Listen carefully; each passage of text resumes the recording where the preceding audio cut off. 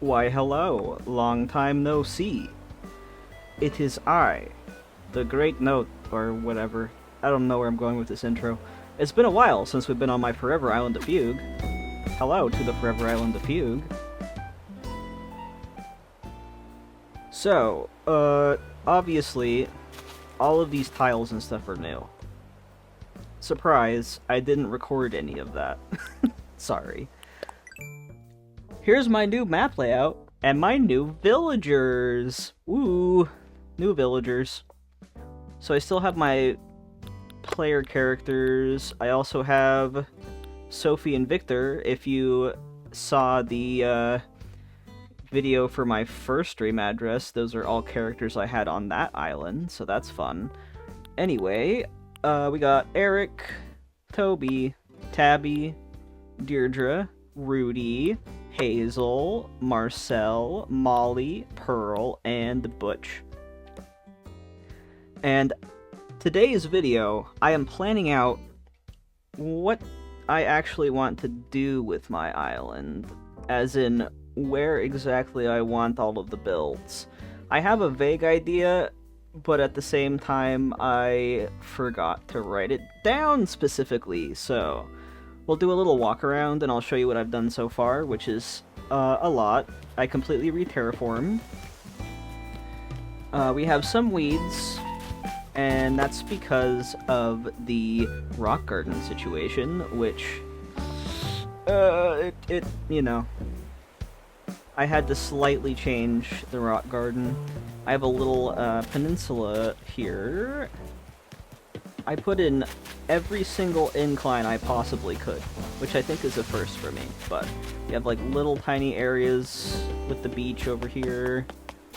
Obviously you can't get past here with the peninsula like that, but my plan for the house, or for my house specifically, it's going to be a haunted house. I've already redone the exterior, but I don't know if I like it entirely. But yeah, I redid the exterior. I'm gonna put some like stuff out in front, like castle walls and whatever, and make a haunted house. The interior is obviously gonna be a haunted house. This is like suburban Halloween is the theme. I have my rainbow flower garden of all of the flowers I bred myself. They have to be on my Forever Island, because I won't get rid of them. And we have like this run up here. Oh, hi Toby, what's up? Great news! I've decided to liquidate a few personal items. Oh no, don't do that. A dance team jacket, bro. I'm sorry. My loss? Yeah, I have too much random clothing in my storage. You could see I've been, putting down custom designs to prevent rock spawnage. I'll get rid of that eventually. But I don't know. The iron bridges I've never used. I don't know why. They're blue. Blue is my favorite color. And I don't know why I haven't used them yet. But we got that. We got some stuff to clean up. Over this way, we have a space that's open for something. And then here is the rock garden. It's in the same spot as the GameCube theme, but I had to squish it a little bit so I could fit the road in here. And we also have a little garden. I don't know if I'm going to keep that or not. Almost nothing is going on the beach. I have 10 bagillion of these Lily of the Valleys. Too many of them. They're everywhere. And then the campsite's right there. I can finally start putting up the brick castle walls again, because I'm going to have that. And then this way is towards the entrance. I have all of that stuff here just for convenience. And then of course the pipe there. I have a lot of cleaning up to do, but that's not the point of this video. This video, I'm going to circle areas on my map. Here's another big open spot I can do something with. I think I had a plan for this at some point, but I forgot to write it down, which is a cardinal sin because I can't remember anything without writing it down. We got a lot of beach real estate. But yeah, I'm digging the orange, black, and blue. It is a nice color scheme together. I'll have to get rid of that white windflower, but Anyway, there's resident services. And then up this way, we have other resident houses. This is my character Dorian's house. And then his son Victor is right here. I'm gonna turn Victor's house into like a clothing store, which will be nice. And then Butch is over here singing, bless him. We have the neighborhood area with the cul-de-sac style neighborhood, which I really love doing on La Cremosa, so I wanted to do that again on my Forever Island here.